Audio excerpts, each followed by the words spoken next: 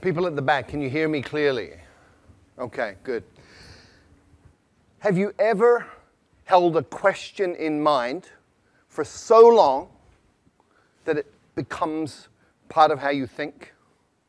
Maybe even part of who you are as a person? Well, I've had a question in my mind for many, many years, and that is, how can you speed up learning? Now, this is an interesting question because if you speed up learning, you can spend less time at school. And if you learn really fast, you probably wouldn't have to go to school at all. Now, when I was young, school was sort of okay, but I found quite often that school got in the way of learning. So I had this question in mind: how do you learn faster? And this began when I was very, very young. When I was 11 years old, I wrote a letter to researchers in the Soviet Union asking about hypnopedia. This is sleep learning, where you get a tape recorder, you put it beside your bed, and it turns on in the middle of the night when you're sleeping, and you're supposed to be learning from this. Good idea. Unfortunately, it doesn't work. But hypnopedia did open the doors to research in other areas, and we've had incredible discoveries about learning that began with that first question. I went on from there to become passionate about psychology, and I have been involved in psychology in many different ways for the rest of my life up until this point. In 1981, I took myself to China, and I decided that I was going to be native level in Chinese inside 2 years.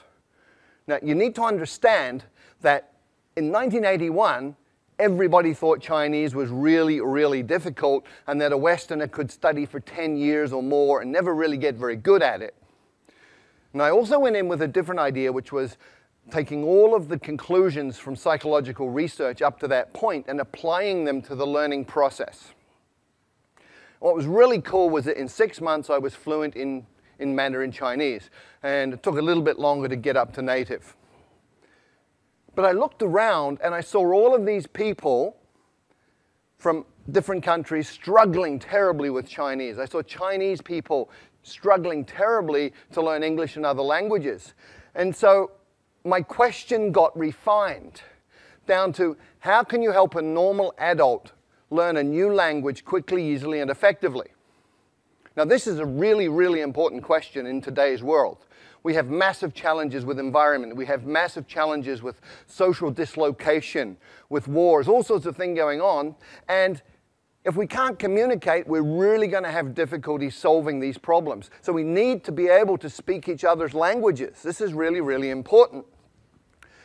The question is, how do you do that? Well, it's actually really easy. You look around for people who can already do it. You look for situations where it's already working, and then you identify the principles and apply them. It's called modeling, and I've been looking at language learning and modeling language learning for about 15 to 20 years now. And my conclusion, my observation from this is that any adult can learn a second language to fluency inside 6 months. Now, when I say this, most people think I'm crazy. This is not possible. So let me remind everybody of the history of human progress. It's all about expanding our limits. In 1950, everybody believed that running 1 mile in 4 minutes was impossible. And then Roger Bannister did it in 1956, and from there it's got shorter and shorter. 100 years ago, everybody believed that heavy stuff doesn't fly, except it does, and we all know this. How does heavy stuff fly? We reorganize the material using principles that we have learned from observing nature, birds in this case. And today, we've gone even further. So you can fly a car. You can buy one of these for a couple of $100,000 US. We now have cars in the world that fly. And there's a different way to fly, which we learned from squirrels. So all you need to do is copy what a flying squirrel does, build a suit called a wingsuit, and off you go. You can fly like a squirrel. Now, most people, a lot of people, I wouldn't say everybody, but a lot of people think they can't draw. However, there are some key principles, 5 principles that you can apply to learning to draw, and you can actually learn to draw in 5 days. So if you draw like this, You learn these principles for 5 days and apply them, and after 5 days you can draw something like this. Now I know this is true because that was my first drawing, and after 5 days of applying these principles, that was what I was able to do. And I looked at this and I went, wow. So that's how I look like when I'm concentrating so intensely that my brain is exploding. So anybody can learn to draw in 5 days. And in the same way, with the same logic, anybody can learn a second language in 6 months. How? There are 5 principles and 7 actions. There may be a few more, but these are absolutely core. And before I get into those, I just want to talk about 2 myths. I want to dispel 2 myths. The first is that you need talent. Let me tell you about Zoe. Zoe came from Australia, went to Holland, was trying to learn Dutch, struggling extremely a great deal, and finally, people were saying you're completely useless, you're not talented, give up, you're a waste of time, and she was very, very depressed. And then she came across these 5 principles. She moved to Brazil and she applied them, and in 6 months she was fluent in Portuguese. So talent doesn't matter. People also think that immersion in a new country is the way to learn a language, but look around Hong Kong. Look at all the Westerners who've been here for 10 years who don't speak a word of Chinese. Look at all the Chinese living in America, Britain, Australia, Canada, who've been there 10, 20 years, and they don't speak any English. Immersion per se does not work. Why? Because a drowning man cannot learn to swim.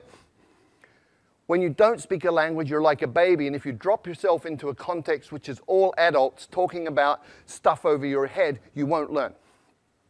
So, what are the 5 principles that you need to pay attention to? First, there are 4 words. Attention, meaning, relevance, and memory. And these interconnect in very, very important ways, especially when you're talking about learning. Come with me on a journey through a forest. You go on a walk through a forest and you see something like this. Little marks on a tree. Maybe you pay attention, maybe you don't. You go another 50 meters and you see this. You should be paying attention. Another 50 meters, if you haven't been paying attention, you see this. And at this point, you're paying attention.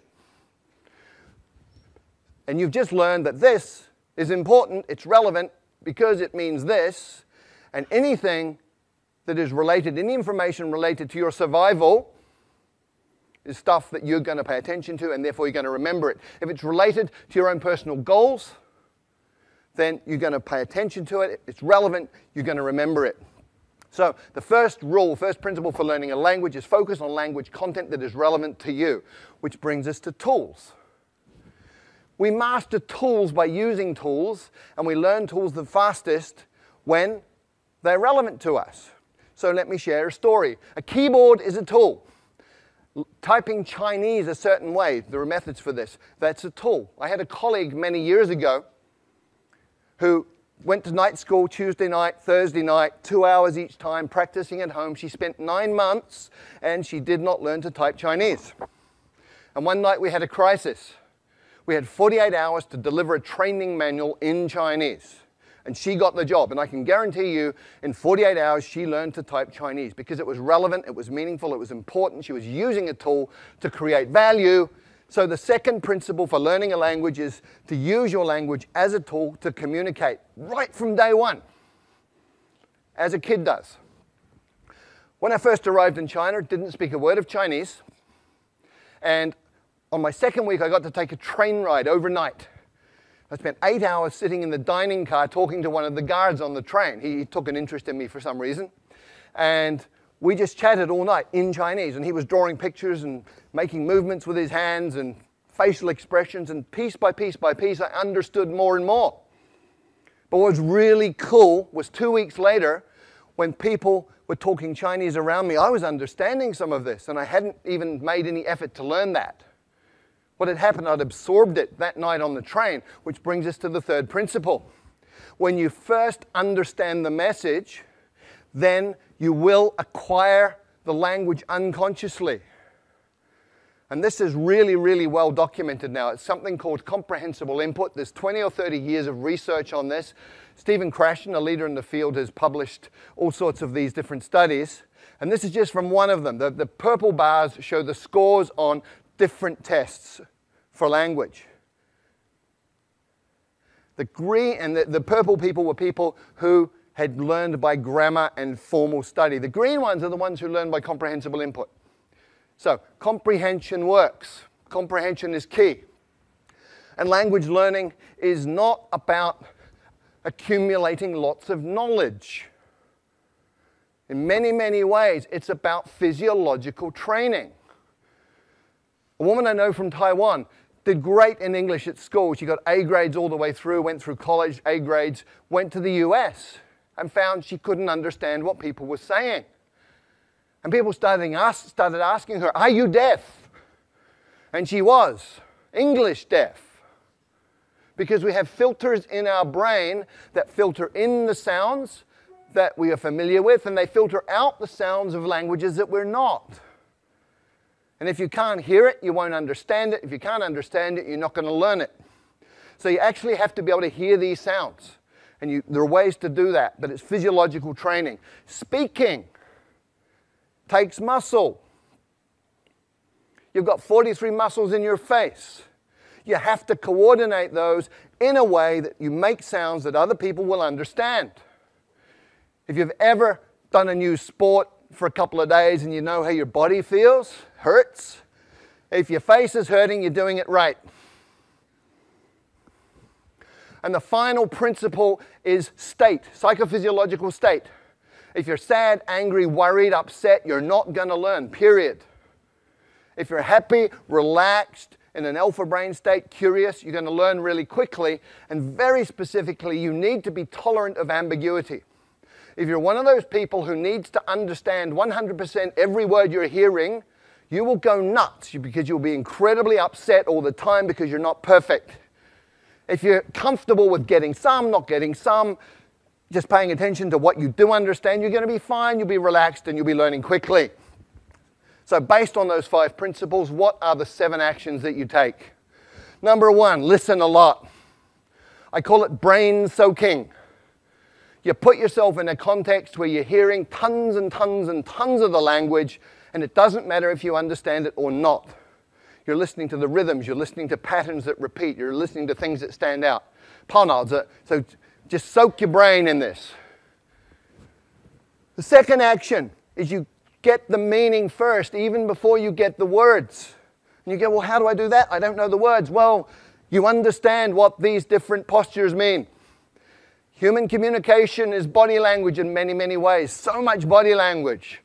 From body language, you can understand a lot of communication. Therefore, you're understanding, you're acquiring through comprehensible input. And you can also use patterns that you already know. If you're a Chinese speaker of Mandarin and Cantonese and you go to Vietnam, you will understand 60% of what they say to you in daily conversation because Vietnamese is about 30% Mandarin, 30% Cantonese. The third action, start mixing. You probably have never thought of this, but if you've got 10 verbs, 10 nouns, and 10 adjectives, you can say 1,000 different things. Right? Language is a creative process. What do babies do? Okay, me, but, now. Okay, that's how they communicate. So start mixing, get creative, have fun with it. It doesn't have to be perfect, just has to work. And when you're doing this, you focus on the core. What does that mean? Well, with every language, there's high-frequency content. In English, 1,000 words covers 85% of anything you're ever going to say in daily communication. 3,000 words gives you 98% of anything you're going to say in daily conversation. You've got 3,000 words, you're speaking the language. The rest is icing on the cake. And when you're just beginning with a new language, start with your toolbox. Week number 1. In your new language, you say things like, how do you say that? I don't understand. Repeat that, please. What does that mean? All in your target language. You're using it as a tool, making it useful to you. It's relevant to learn other things about the language. By week 2, you should be saying things like me, this, you, that, give, hot, simple pronouns, simple nouns, simple verbs, simple adjectives, communicating like a baby. And by the 3rd or 4th week, you're getting into what I call glue words. Although, but, therefore, these are logical transformers that tie bits of a language together, allowing you to make more complex meaning. At that point, you're talking. And when you're doing that, you should get yourself a language parent. If you look at how children and parents interact, you understand what this means. When a child is speaking, it'll be using simple words, simple combinations, sometimes quite strange, sometimes very strange pronunciation. Other people from outside the family don't understand it. But the parents do. And so the kid has a safe environment, gets confidence. The parents talk to the children with body language and with simple language they know the child understands. So you have a comprehensible input environment that's safe. We know it works, otherwise none of you would speak your mother tongue.